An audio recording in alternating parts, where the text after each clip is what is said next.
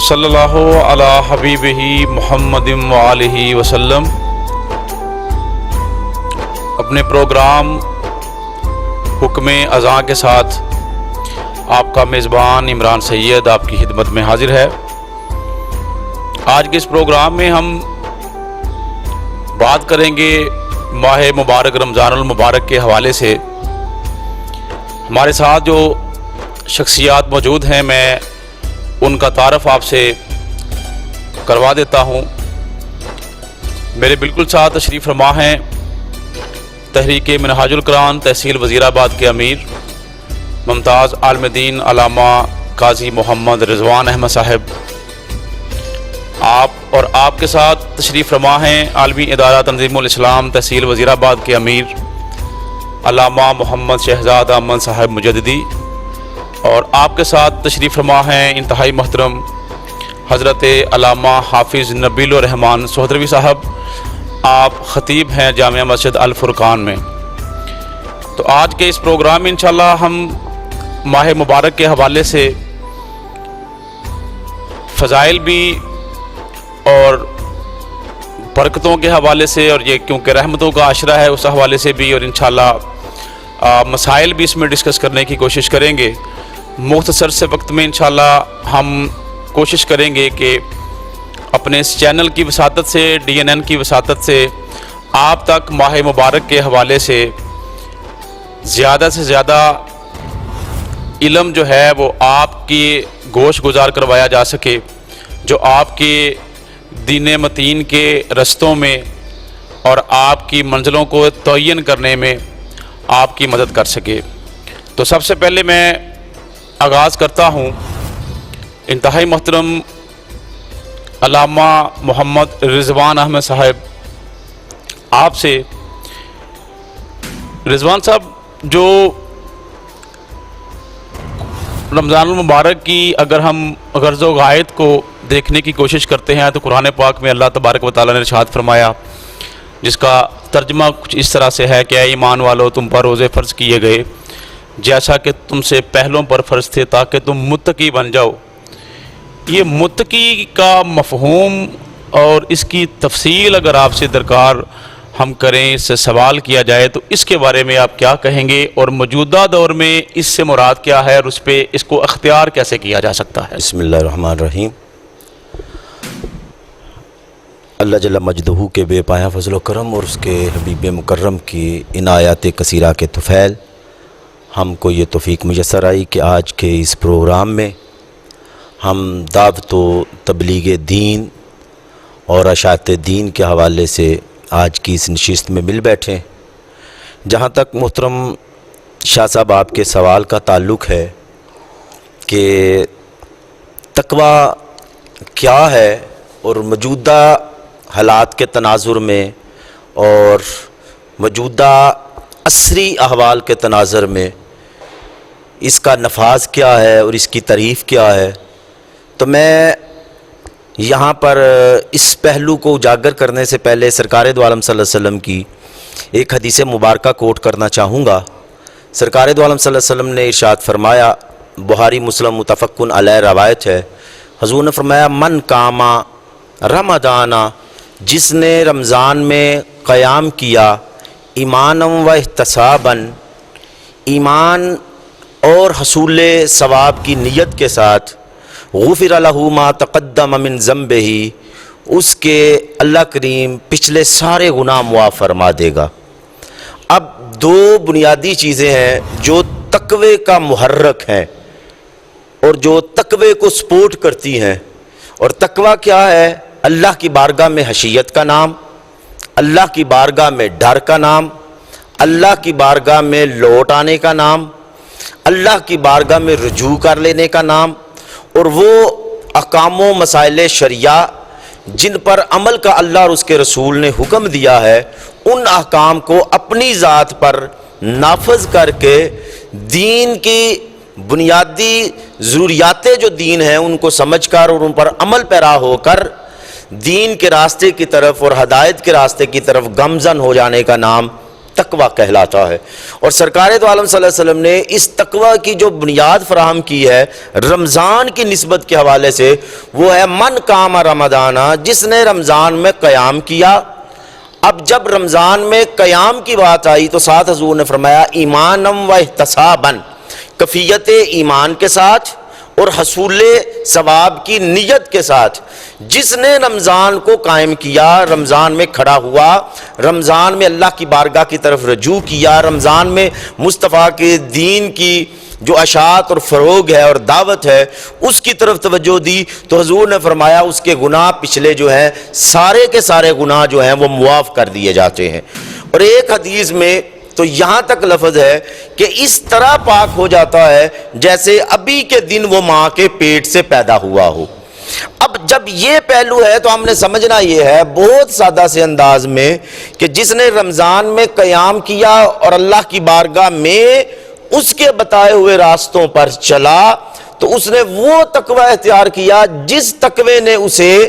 अल्लाह की बारगाह में मुनज़्ज़ा और मुज़क्का कर दिया और मुतखर कर दिया, और अल्लाह ने उसे अपनी बारगाह में बंदगी के लिए महसूस फरमा लिया। और यहाँ एक बात और बड़ी खूबसूरत है, अमूमी तौर पर हमारे यहाँ बाज़ जहनों में ये इश्काल है कि भाई रमज़ान में अल्लाह करीम मुआफ़ फरमा देता है और अल्लाह करीम की मुआफ़ी आम होती है,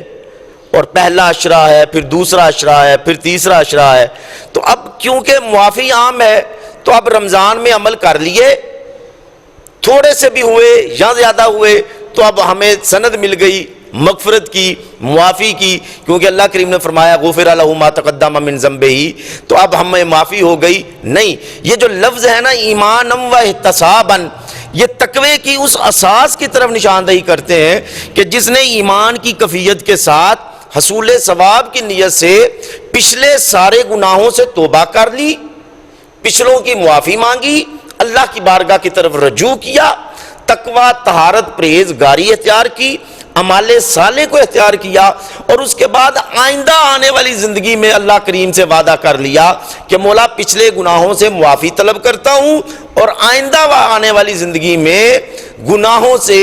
परहेज़ करूँगा, इज्तनाब करूँगा और रुक जाऊँगा, और तुझसे वादा करता हूँ कि आइंदा आने वाली ज़िंदगी में गुनाहों से महफूज रहूँगा। तो जिसने इस कफ़ियत के साथ काम रमज़ाना इख्तियार किया, उसके फिर अल्लाह ताला पिछले सारे गुनाह मुआफ़ फरमा देगा और उसकी आइंदा ज़िंदगी को भी अल्लाह करीम महफूज फरमाएगा। तो जो तकवा है बुनियादी तौर पर वो यही है कि अल्लाह की बारगाह में रमज़ान से हम फ़ायदा उठाते हुए अल्लाह के बताए हुए अहकाम पर अमल करें और साबका जो हमारी ज़िंदगी गुजर गई है उससे तौबा करें और आने वाली ज़िंदगी के लिए कोशिश करें कि हमसे नेकी सरजद हो, हमसे भलाई सरजद हो, हमसे खैर सरजद हो, हमसे अच्छाई सरजद हो। तो जब ये कफ़ियत हमारी तबीयत में पैदा होगी तो अल्लाह करीम उसी कफ़ियत को जो है वो तकवे की सूरत में हमें एक नेमत अता फरमा देगा। तो अल्लाह करीम की बारगाह में दुआ है कि हमें रमज़ान मुबारक की बरकतों से अल्लाह करीम तकवा का नूर अता फरमाए। वमा अलैना इल्लल बलागुल। नाज़रीन, आपने सुना कि तकवा का मफ़हूम और उसको तफसीलन फरमाया अल्लामा काजी रिज़वान साहब ने। अगला सवाल हम करते हैं हज़रत अल्लामा मोहम्मद शहज़ाद अहमद साहब मुजद्दी से कि हज़रत साहब ये थोड़ा सा इरशाद फरमाइए कि सोशल मीडिया के बहुत से मुस्बत भी असरात हैं माशरे पे और बड़े मनफी असरात भी हैं। इससे लोगों को बहुत कुछ जानने में आसानी भी हो रही है, और लेकिन ये भी एक बड़ा इसका मैं साइड इफ़ेक्ट समझता हूँ कि इसमें बड़े से नीम मुल्ला जो है वो जन्म ले रहे हैं कि जो बिला तस्दीक और बिला तहकीक चीज़ों को आगे शेयर करते हैं और लोग उस पर अमल करना शुरू कर देते हैं। काफ़ी सालों से हम एक हदीस सुनते आ रहे हैं कि नबी पाक सल्लल्लाहु अलैहि वसल्लम ने फरमाया जिसने रमज़ान के सबसे पहले किसी को ख़बर दी तो उस पर उसकी जन्नत को जो है वो ज़रूरी कर दिया गया, कोई इस तरह की।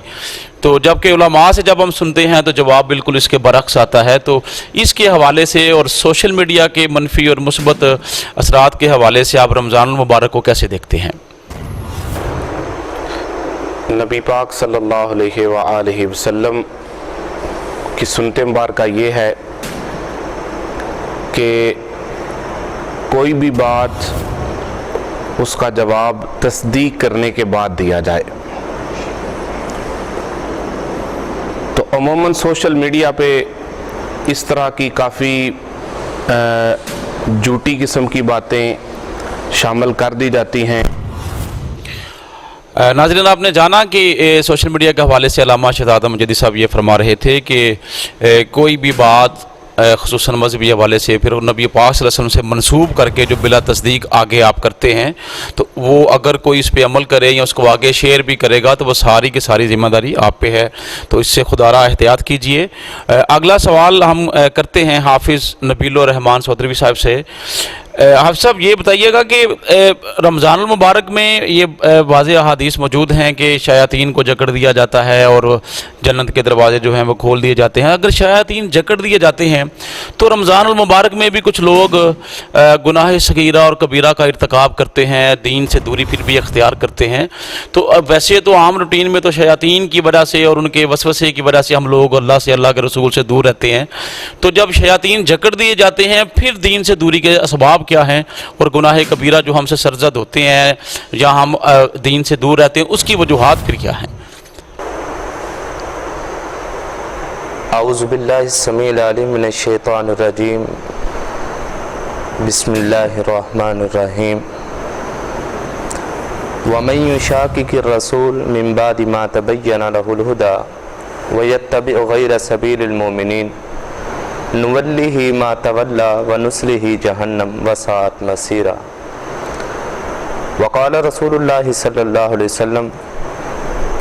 کل امتی یدخلون الجنہ الا من ابا، قیل یا رسول اللہ من اطانی دخل الجنہ ومن عصانی فقد ابا۔ شاہ صاحب نے بہت اچھا سوال کیا ہے کہ رمضان المبارک کے اس بابرکت مہینے کی وجہ سے رسول اللہ صلی اللہ علیہ وسلم کا فرمان جو ہمارے سامنے واضح طور پر پڑا ہوا ہے کہ شیاطین کو اللہ رب العالمین اس ماہ رمضان المبارک کی برکت کی وجہ سے جگڑ دیتا ہے، بند کر دیتا ہے، اور پھر بھی لوگ اس طرح کے کام کرتے ہیں، گناہ کبیرہ صغیرہ اور اس طرح کے سارے معاملات کرتے ہیں کہ ان کے دیکھنے سے لگتا ہے کہ شیطان جھگڑا ہوا تو نہیں ہے، شیطان تو واضح طور پر نظر آ رہا ہے۔ اللہ رب العالمین نے قرآن کریم کی اس آیت مبارکہ میں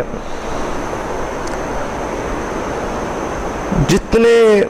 ایمان کا دعویٰ کرنے والے ہیں ان کو اس بات کا اعلان فرمایا، جو میرے پیغمبر صلی اللہ علیہ وسلم کی سنت کو چھوڑ دیتا ہے، چاہے وہ ماہ رمضان میں ہو، ماہ ربیع الاول میں ہو، شعبان میں ہو، کسی بھی مہینے میں ہو، جو بھی مصطفیٰ علیہ السلام کی سنت کو چھوڑتا ہے، سنت آپ کا طریقہ، آپ کی اتباع، آپ کی فرما برداری، آپ کا اٹھنا بیٹھنا چلنا، اللہ کے نبی علیہ السلام کی زندگی کا ایک ایک ایام انسان اگر اس کو دیکھے، یہ سارا ہی سنت کے پہلو میں آتا ہے، یہ طریقہ ہے رسول اللہ صلی اللہ علیہ وسلم کا۔ فرمایا جو اس کو چھوڑ دیتا ہے نا وہ اسی طرح ہے، چاہے شیطان جکڑا ہوا ہے، وہ شیطان کے رستے پہ چل رہا ہے، اور اسی لیے فرمایا کہ میری ساری کی ساری امت جنت میں جائے گی الا من ابا، جس نے جنت میں جانے سے خود انکار کر دیا۔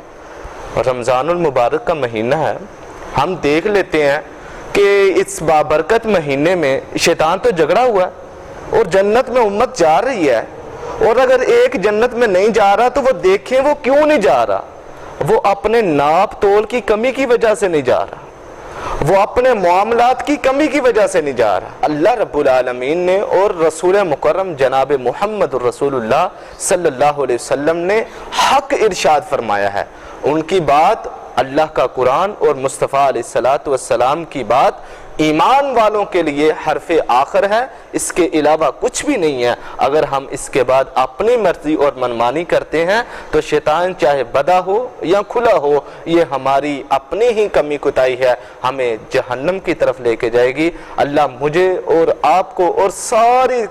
حضور کی امت کو اس پر عمل کرنے کی توفیق عطا فرمائے، اور اللہ رب العالمین اس ماہ رمضان المبارک کے بابرکت مہینے کی برکت کی وجہ سے اللہ مجھے اور آپ کو نیک اور صالح عمل کر کے شیطان کا جو یہ وسوسہ ہے، شیطان کا جو یہ عمل ہے، اللہ اس سے بچنے کی توفیق عطا فرمائے، اور اللہ اپنی رحمتوں میں ہم سب کو شامل فرمائے۔ وقول قولی ھذا واستغفر اللہ لی ولکم ولسائر المسلمین وآخر دعوانا ان الحمدللہ رب العالمین۔ جی ناظرین، آپ نے حافظ صاحب سے تفصیلاً جواب سنا۔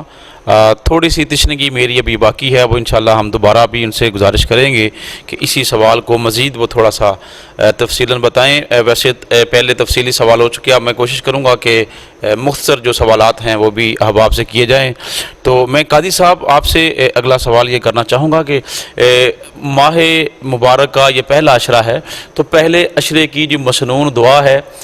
وہ آپ اس کو کیسے سمجھتے ہیں، اس کی کیسی تاریخ بیان کرنا چاہیں گے، اور اس میں دیگر جو اعمال ہیں جو آسانی کے حوالے سے جو کرنے والے کے لیے آسان رہیں لیکن وہ میزان کے حوالے سے ان کے لیے بڑے ببرکت رہیں، ان کے حوالے سے تھوڑا سا ناظرین کو گائیڈ کر دیجئے۔ میں آج ایک آپ کے سوال کے تناظر میں اور پہلا عشرہ جو کہ سراسر رحمت کا عشرہ ہے، اس کے تناظر میں ایک بات کرنا چاہتا ہوں بالکل اختصار کے ساتھ، اور وہ یہ کہ ہم جب پہلا عشرہ آتا ہے تو ہم شروع کر دیتے ہیں عبادات کی میں ایک تیزی ہوتی ہے، ایک فلو ہوتا ہے عبادات کے اندر، اور ہم 5 وقت مسجد میں آتے ہیں، دیگر اضافی عبادات جو ہیں وہ سارا انجام دیتے ہیں، اور پھر وقت کے ساتھ ساتھ ٹائم فریم کے ساتھ جب پہلے عشرے سے پھر دوسرے عشرے میں داخل ہوتے ہیں تو پھر ہماری وہ ہمارا جو فلو ہوتا ہے اس میں کمی آ جاتی ہے، وہ جو تیزی ہوتی ہے، بہاؤ ہوتا ہے عبادت کی ادائیگی کا، اس میں کمی آ جاتی ہے، پھر تیسرے عشرے میں اور کمی آ جاتی ہے۔ حالانکہ عبادت کا یہ رجحان اور فلو دنوں کے ساتھ آگے بڑھنا چاہیے اور مزید شدت اختیار کرنا چاہیے، لیکن اس میں جو ہے وہ کمی آ جاتی ہے۔ میں عمومی طور پر میں ایک بات کہا کرتا ہوں، اور اسی سوال کے تناظر میں کہتا ہوں کہ پہلے عشرے سے اگر ہم اس کو رحمت کا عشرہ تصور کر لیں تو ہماری جتنی بھی نمازیں پوری زندگی میں قضا ہوئی ہیں، بجائے اس کے کہ ہم اضافی عبادت کی طرف جائیں، نفلی عبادت کی طرف جائیں، پہلے عشرے میں ہی ہم ایک نیت کر لیں کہ ہم نے پہلے رمضان المبارک سے لے کر آخری روزے تک، پہلے روزے سے لے کر آخری روزے تک ہم نے جتنی بھی ہماری قضائیں نمازیں ہیں، ہم نے ان قضا نمازوں کی ادائیگی کرنی ہے زندگی کی ان نمازوں کی ترتیب کے ساتھ، اور بجائے اس کے کہ ہم نوافل ادا کرتے رہیں، دیگر عبادات ادا کرتے رہیں اور ہماری قضا ہمارے جو ہے سر پہ رہے، تو میں سمجھتا ہوں پہلا عشرہ جو ہے اس کی رحمت کو سمیٹنے کے لیے بہترین فارمولہ یہ ہے کہ ہمیں پہلے عشرے سے، پہلے روزے سے جو ہے وہ اپنی قضا نمازوں کی ترتیب لگا کے ان کی ادائیگی کرنی چاہیے، تاکہ اس پہلے عشرے کی رحمت ہمارے لیے اتنی ہے رہائی کا باعث بن جائے کہ آنے والے دونوں عشرے جو ہیں ان کے لیے ہم ذہنی اور فکری طور پر تیار ہو جائیں۔ بڑی نوازش قاضی صاحب نے بڑی تفصیلاً اور بڑی آپ کے لیے سیر حاصل طریقہ بھی بتا دیا، اور پہلے عشرے کے حوالے سے انہوں نے اپنی آپ کو ایک تجاویز بھی جو ہیں وہ آپ سے شیئر کی۔ میں اگلا سوال انتہائی محترم علامہ محمد شہزاد مجدی صاحب سے ہی کرنا چاہوں گا کہ حضرت اگر ہم رمضان المبارک کو تاریخ میں دیکھیں اور صوفیاء، اولیاء اور تابع تابعین، پھر صحابہ پاک، اہل بیت اطہار، ان کے معاملات کو دیکھیں تو وہاں پہ رمضان کا بڑا خصوصی اور بڑا خوبصورت اہتمام نظر آتا ہے۔ پھر نبی پاک صلی اللہ علیہ وسلم کی حدیث پاک ہے کہ رمضان المبارک کی آمد کے پہلے آپ فرمایا کرتے تھے کہ اپنے تہمت کس لو، جس کا مطلب تھا کہ پوری بھرپور تیاری کر لو۔ تو اب اس طرح کا کچھ ماحول، اس میں کچھ کمی نظر آتی ہے، اس کے تھوڑے اسباب بھی آپ ارشاد فرمائیں، اور صوفیاء کا طرز کیا تھا اس پہ بھی تھوڑا سا ذرا ارشاد فرما دیجئے کہ رمضان المبارک میں ان کے معمولات کیا ہوتے تھے۔ ماہ رمضان میں نبی پاک صلی اللہ علیہ وآلہ وسلم صحابہ پاک کو بھی حکم فرماتے، اہل بیت اطہار کو بھی، کہ آپ اپنے بستر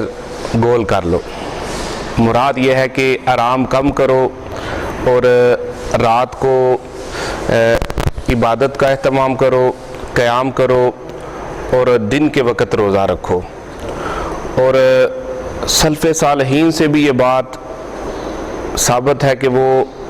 भरपूर कोशिश फरमाते कि बर रोज़ा रखते और साथ में मेहनत मुशक्क़त भी किया करते। और आजकल तो हमारे पास बड़ी सारी फैसिलिटीज़ हैं, बड़ी सारी हमारे पास सहूलियात हैं। पहले दौर में तो ये इस तरह की कोई सहूलियात भी नहीं थी जैसे आजकल हमारे पास मौजूद हैं। तो आजकल शायद इन्हीं सहूलियात की वजह से हम थोड़े नाजुक मिजाज हो गए हैं। बड़े सारे हमारे ऐसे दोस्त हैं कि अल्लाह रब्बुल इज़्ज़त माफ़ फरमाए, वो बिल्कुल तंदुरुस्त हैं, ठीक ठाक हैं, उन्हें किसी किस्म की कोई बीमारी या शरई उज़र नहीं, लेकिन वो रोज़ा नहीं रखते। बड़े सारे हमारे ऐसे दोस्त हैं कि जो बिल्कुल तरावी के करीब भी नहीं जाते। और बिलखसूस नौजवान नस्ल के हवाले से मैं अर्ज़ करना चाहूँगा कि तकरीबन सारी रात वो जागते रहते हैं और सुबह सैरी करके वो सो जाते हैं। तो ये तो बिल्कुल कतई तौर पे माह रमज़ान का मंशा नहीं है, अल्लाह की रज़ा इसमें नहीं है, बल्कि इसका बेहतरीन तरीक़ाकार ये है कि नबी पाक सल्लल्लाहु अलैहि वसल्लम रात को क़याम फरमाया करते और दोपहर के वक़्त थोड़ी देर के लिए आराम फरमाया करते ताकि रात को क़याम करना आसान हो जाए। हमें भी कोशिश करनी चाहिए कि हम नबी पाक सल्लल्लाहु अलैहि वसल्लम की सुन्नत के मुताबिक सहाबा पाक अहले बैत तहार और सल्फ़ सालहीन ने जिस तरह इबादत का एहतमाम फरमाया, तरावी, तसाबी और दीगर अज़कार, तो हम भी कोशिश करें कि हम अपनी ज़िंदगी को शब व रोज़ को नबी पाक सल्लल्लाहु अलैहि वसल्लम की सुन्नत के सांचे में डालें और ताकि हम माह रमज़ान की ज़्यादा से ज़्यादा बरकतें हासिल कर सकें। जी नाज़रीन, आपने उलमा की गुफ्तगू समात की, सवाल जवाब का सिलसिला भी आपके सामने था। इस प्रोग्राम का मकसद सिर्फ़ हमें बहसीयत मुसलमान रमज़ान मुबारक के हवाले से आगाही और इस माह मुबारक को बेहतर तरीके से गुजारने के असबाब का जानना था। यकीनन उम्मीद है आपको ये प्रोग्राम अच्छा लगा होगा और आपको इन जो उलमा की गुफ्तगू है वो पसंद आई होगी। अगर कहीं कुछ कमी कोताही आपको नज़र आए तो आप स्क्रीन पे मौजूद नंबर पे व्हाट्सएप मैसेज कर सकते हैं, जिससे हम आइंदा इसको मज़ीद बेहतर करने की भी कोशिश इंशाल्लाह जारी रखेंगे। और एक बात जहाँ पे ज़रूर आपको बताता चलूँ कि ये प्रोग्राम ना तो किसी रेटिंग के चक्कर में है और ना ये प्रोग्राम किसी भी शख्सियत को मुझ समेत प्रमोट करने के सिलसिले में है। ये फ़कत एक पैगाम है जो इकबाल के शेर से हमारे जहन में आया और DNN की वसादत से हमने इसको आप तक पहुंचाया और उसी इकबाल के शेर पे इस प्रोग्राम का इख्तिताम करते हैं। आइंदा भी इंशाअल्लाह इस प्रोग्राम का सिलसिला जारी व सारी रहेगा। और इकबाल का वो शेर कुछ यूँ है कि अगरचे बुत हैं जमात की आस्तीनों में, मुझे है हुक्म अज़ां ला इलाहा इल्लल्लाह। वस्सलामु अलैकुम वरहमतुल्लाहि वबरकातुहू।